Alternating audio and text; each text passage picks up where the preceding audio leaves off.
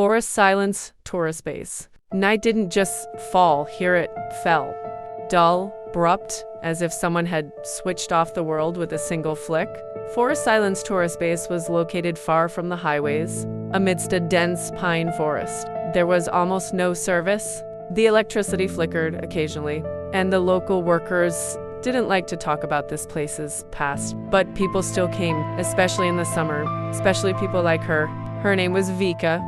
She appeared at the base late in the afternoon, wearing a short leather jacket, tight jeans, and a light, almost daringly confident gait. Against the backdrop of the tired tourists, she looked too alien, too bright.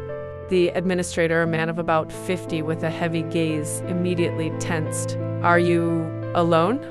he asked. "Is that a problem?" Vika smiled, tilting her head slightly. He looked away. "It's just, we don't have a place for single people here." "Then there will be an exception." She held out her passport. He glanced at it and froze for a second.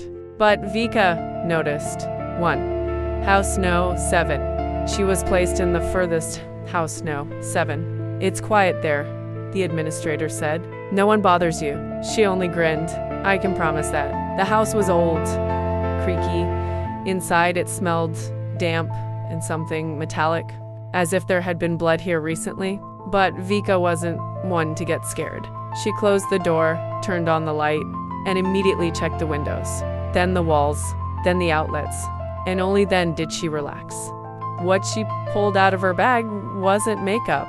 A pistol, small, neat, almost like a toy, and she placed it on the table. "Well," she said quietly, "let's see, who's the hunter here?" 2. The first ring.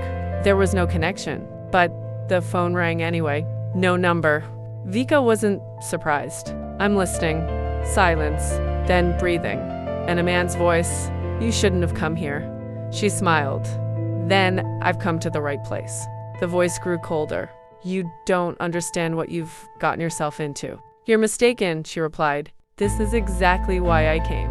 The connection was lost, and at that moment, the lights went out. 3. Footsteps. When darkness covers the forest, it begins to live. Quiet at first, then louder. The creak of branches, the rustle of grass, and footsteps. Vika stood by the window, not turning on the flashlight. She saw a silhouette, someone standing between the trees and looking straight at her. Without moving, without hiding, she slowly took the gun. She opened the door. She walked out. The silhouette disappeared, but the footsteps remained. 4. The truth about the base. In the morning, she went to the cafeteria. There were few people, and everyone was strange. No one made eye contact. No one smiled. Only one guy about 30 sat down across from her. "You're new. You're observant." He leaned closer. "Go away." "Why?" "Because people disappear here." She smiled slightly. "How many?" "Over the last year." 6. "And no one did anything?" He looked at the receptionist. He stood at the counter and looked at them. "Everything here isn't so simple." 5. A night find. Vika didn't leave. On the contrary, that night she went into the forest, to where she'd seen the silhouette. She walked confidently as if she knew the way, and she did. 15 minutes later, she found it. A hole, an old one covered with branches. She pushed them aside and froze. Inside were things, phones, jewelry, and bones. 6. The hunt begins. "So that's how it is," she whispered. And then a voice came from behind her. "I told you you shouldn't be here." She turned around abruptly. The same guy from the cafeteria, but nail with a knife. "Too late," he said. "You've seen too much." Vika slowly raised her hands and smiled. "Do you really think I came here by accident?" He froze. What? She dropped her hands. "I've been looking for you for 3 months." "Us?" And at that moment, 2 more emerged from the darkness. 7. "Who is she?" "The campsite is a front," Vika said calmly. "You lure people. You kill, you sell organs. An old, dirty business?" Silence. "And you think you can handle this alone?" She bowed her head slightly. "And I'm not alone." And at that moment, lanterns flashed in the forest. Voices. Shouts. "Police!" Everyone froze. The boy flinched. but it was too late. 8th, but it's not that simple. As they were led away, one of the men laughed. Do you think it's all over? Vika stopped. No. Then why the smile? She looked at him. Because you're only part of it. And at that moment, a shot rang out. 9. True fear. The lights went out again. Screams. Panic. Someone was shooting. But not the police. Vika ducked sharply. Damn. She understood. Someone higher up. Someone who didn't want this place revealed. 10. The end. Or the beginning. When it was all over, the base was empty. No police. No criminals. Just her and the forest. And that same administrator. He stood at the entrance and calmly said, "You've gone too far."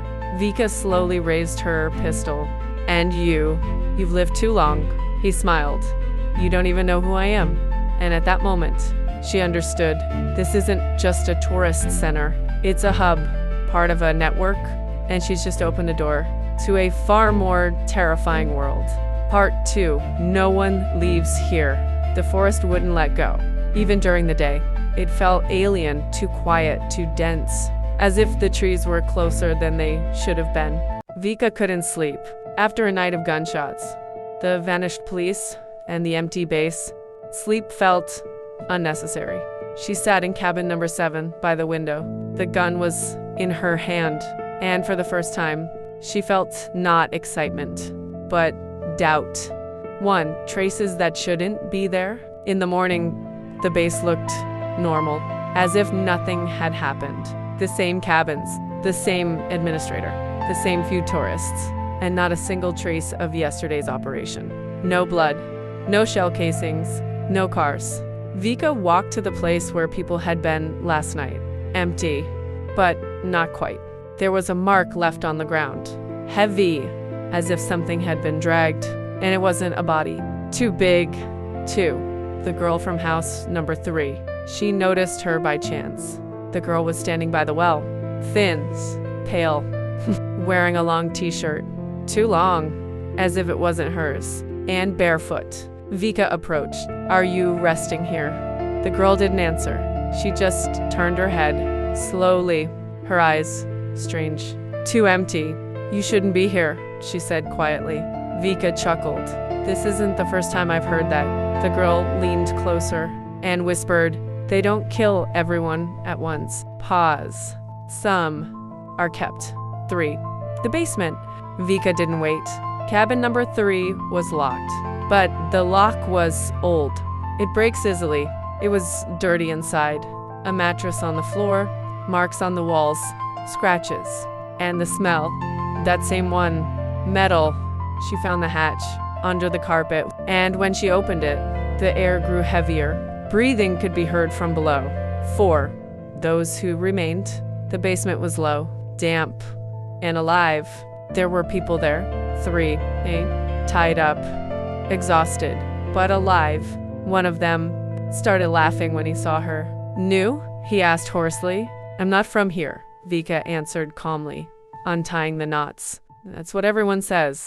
She helped them get out, but one remained, a man of about 40. He didn't move. "Let's go," Vika said. He shook his head. "It's too late." What? He looked at her and smiled, too calmly. "They already know." 5. The real system. When they left, the base had changed. Now it was visible. Cameras, hidden, movement, people who pretended to be relaxing, but were watching too closely. Vika understood. This isn't a gang.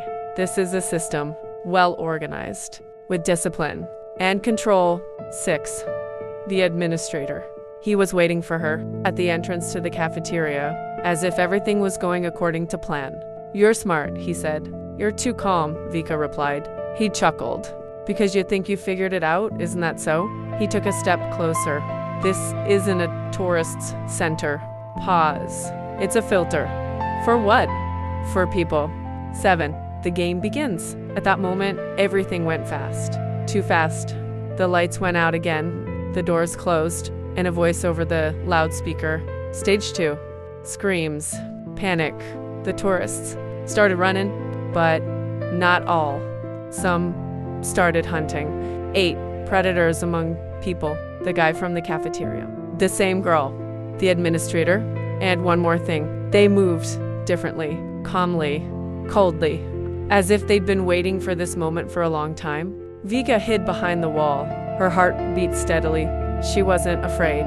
She was counting. How many of them were there? Who was where? Who was first? 9. System error. She found the main panel. Old, but with new wires. And the connection. Not local. Someone was controlling this place from the outside. And it was their mistake. Because the system always fails. If you know where to press 10, coup. When the lights came on, everything changed. The locks opened. The cameras went dark. The voices disappeared. And for the first time, the hunters became the hunted. 11. But when it was all over, Vika stood alone again. Almost. Just the administrator. Wounded, but alive. You don't understand, he whispered. Then explain. He laughed, weakly. We only the lower level. Pause. There's something higher. Where? He looked at her, and he said, "You're already there." 12. The last turn. The phone vibrated. The connection was established. A message. No number. You've passed the stage. Vika froze, and for the first time, the smile disappeared.